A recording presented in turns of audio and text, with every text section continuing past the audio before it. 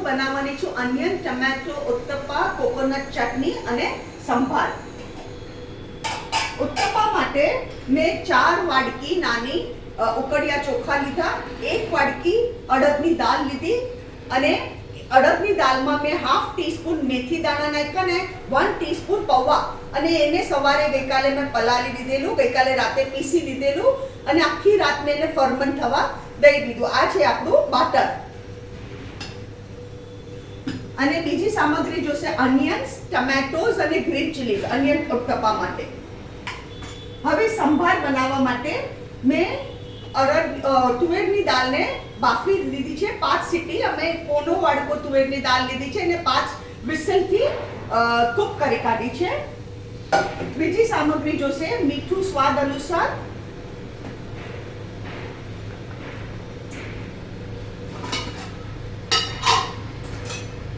લાલ મરચું, હળદર, આમાં ધાણા જીરું બિલકુલ નહીં આવે સંભારમાં. અને મેઇન ઇન્ગ્રેડિયન્ટ છે સંભાર મસાલો. અગર તમે સંભાર મસાલો નહીં વાપરો તો તમારો સંભાર બહાર જેવો નહીં થાય. અને કોકોનટ ચટણી માટે સામગ્રી છે 3 ટેબલસ્પૂન ફ્રેશ કોકોનટ, 3 ટેબલસ્પૂન દાલિયા, 3 ટેબલસ્પૂન કોથમરી, 8 લીલા મરચા અને 3 લસણની કલી. હવે સૌથી પહેલા આપણે સંભાર બનાવવાનું ચાલુ કરીએ. સંભારને આપણે આવી રીતે ઝેરી કાઢવાનું, દાળને ઝેરી કાઢવાની.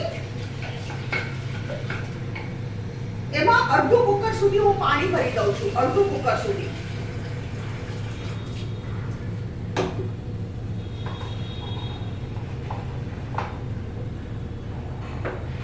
એમાં હવે આપણે નાખશું મીઠું, 1 ચમચી ભરીને મીઠું અને ઉપરાંત અડધી ચમચી મીઠું. લાલ મરચું નાખશું 1 ટીસ્પૂન, એટલે આપણે અડધી કરીને 1 ટીસ્પૂન લાલ મરચું અને 1 ટીસ્પૂન હલ્દી પાવડર. અને આપણો સંભારનો મસાલો. અને સંભારમાં હું સાકર તમને કહેતા ભૂલી ગઈ હતી, મેં 2 ટેબલસ્પૂન શુગર લીધી છે. હવે આપણે સંભારનો વઘાર કરશું. વઘાર માટે હું અહીંયા લઈશ 3 ટેબલસ્પૂન ઓઇલ, 3 ટેબલસ્પૂન ઓઇલ લઈશ.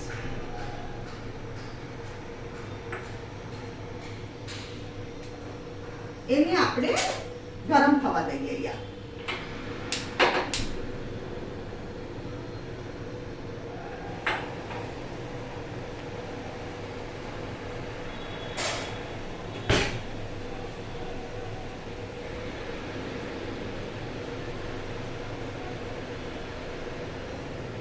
આપણું તેલ ગરમ થાય એટલે એમાં આપણે રાઈ નાખી દઈએ.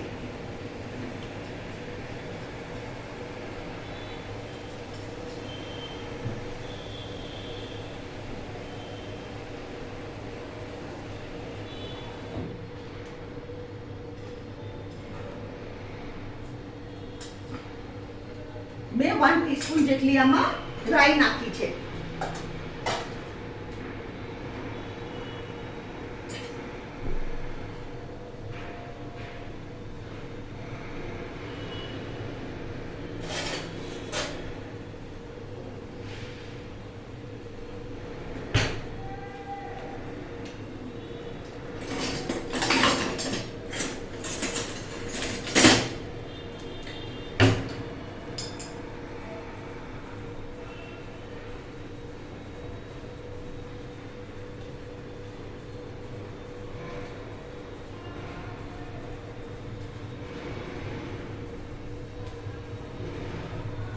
રાઈ તડતડ થવા માંડી છે.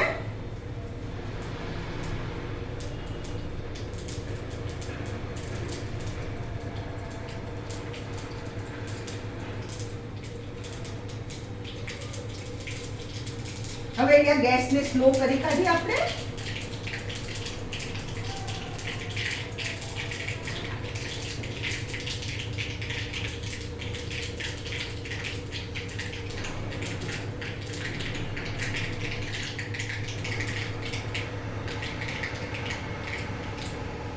હવે આપણી રાઈ તરતર થઈ ગઈ છે.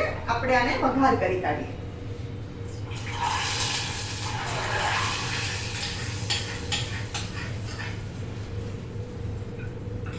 અને આને આપણે ગેસ ઉપર કૂક થવા દઈએ.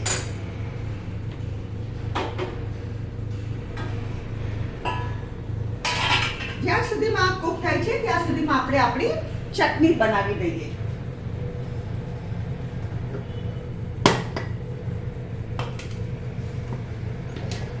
ચટણી માટે આપણે કોપરું, દાલિયા, કોથમરી બધી સામગ્રી એક સાથે આમાં નાખી દઈએ.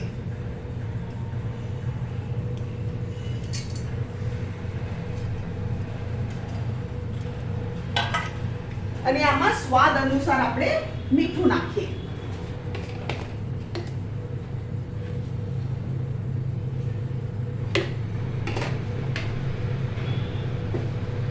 અને 1 કપ જેટલું હું પાણી નાખીશ આમાં.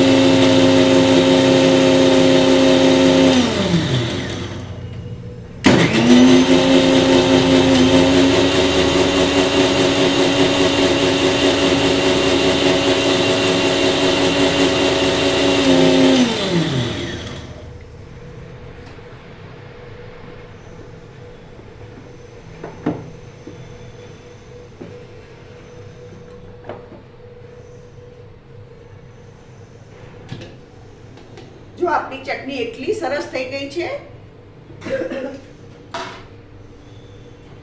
હવે એને આપણે કાઢી લઈએ.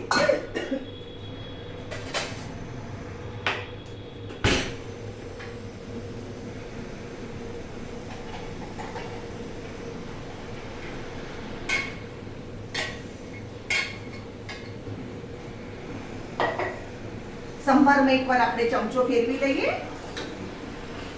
હવે સંભાર આપણે આને અહીંયા થવા દઈએ સંભારને, અને આ બાજુ આપણે આપણા અન્ય ઉત્તપા ઉતારીએ. આની માટે આપણે ગેસ પેટાવીએ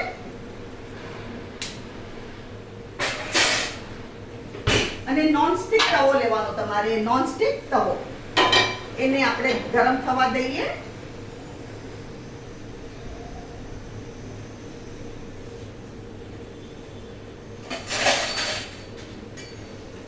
એમાં થોડું તેલ પાથરીએ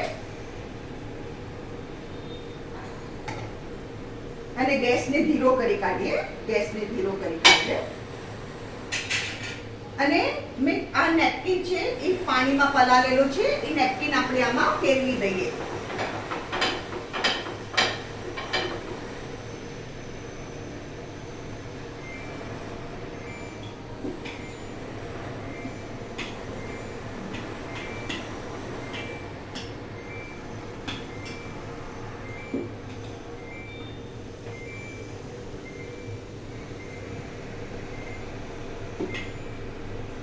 મેં 2 ચમચા આમાં બાટર લીધું છે, એને આવી રીતે ફેરવી દઈએ. એના ઉપર આપણે ઓનિયન્સ,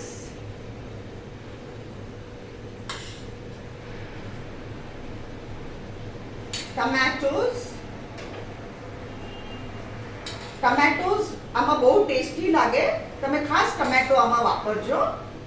અને ગ્રીન ચીલીઝ, તમે જેટલું તીખું ખાતા હોય એટલું ગ્રીન ચીલીઝ નાખજો આમાં.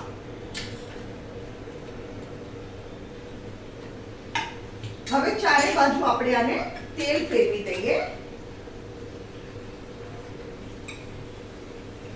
અને ગેસને ફાસ્ટ કરી કાઢીએ અને આને કૂક થવા દઈએ.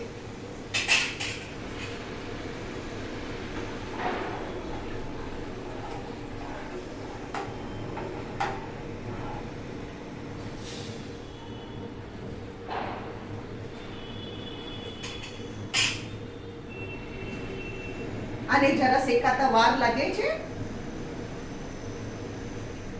લોખંડની લોઢી લ્યો તો જલ્દી શેકાઈ જાય, પણ લોખંડની લોઢીમાં તૂટવાનો ડર લાગે, એટલે બેટર છે કે આપણે નોનસ્ટિક જ વાપરીએ.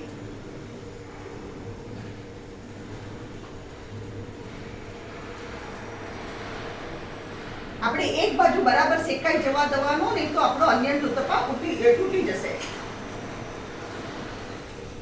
એને શેકાઈ જાય પછી જ બીજી બાજુ ફેરવવાનો.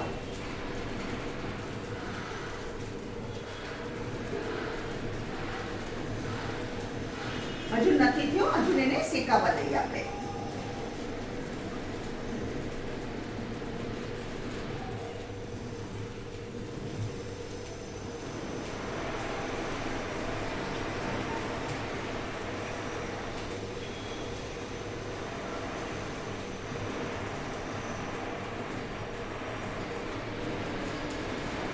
હજુ ને આપણો અનિયન ઉત્તપા ચડવા દઈએ આપણે.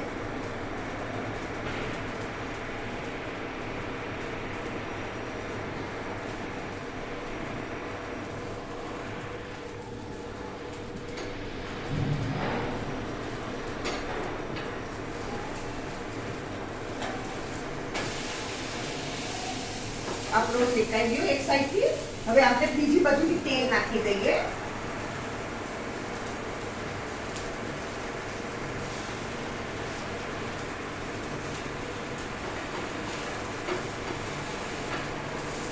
અને આને એકદમ ગુલાબી કલર સુધી આપણે શેકીએ. એનો ગુલાબી કલર થવો જોઈએ.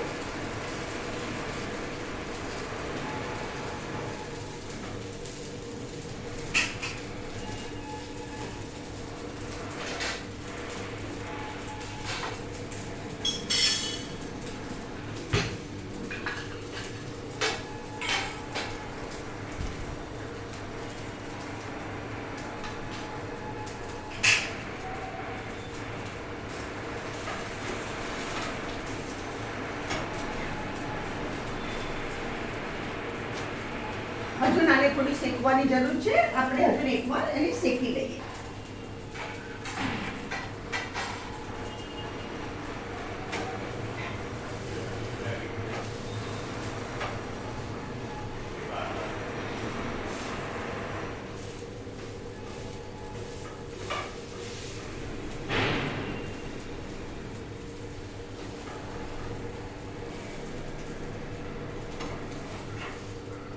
આ જો કેટલો સરસ શેકાઈ ગયો છે. હજુ આપણે એકવાર ફરીથી શેકીએ. અને આવી રીતે તમારે પ્રેસ કરતા જવાનું તો જલ્દી શેકાશે અને કાંદા ટમેટા બી કાચા નહીં રહે.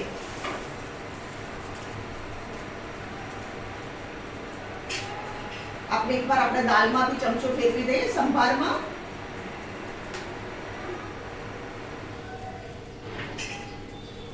હવે અહીંયા આપણે ગેસ બંધ કરી દઈએ. જો કેટલો સરસ કલર આવી ગયો છે. ગેસને બંધ કરી દઈએ.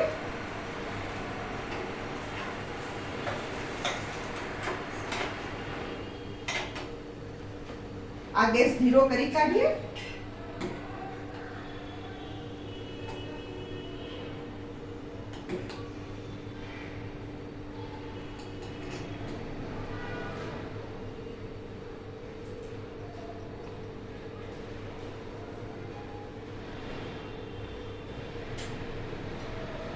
આ છે આપણી આજની વાનગી અનિયન ટમેટો ઉત્તપા, સંભાર અને કોકોનટ ચટણી. એકવાર તમે આ બનાવશો, મારી ગેરંટી છે તમે હોટલનું ભૂલી જશો. અગર તમને મારી વિડીયો પસંદ આવે તો પ્લીઝ લાઈક કરો, શેર કરો અને મારી ચેનલને જરૂર સબસ્ક્રાઇબ કરો.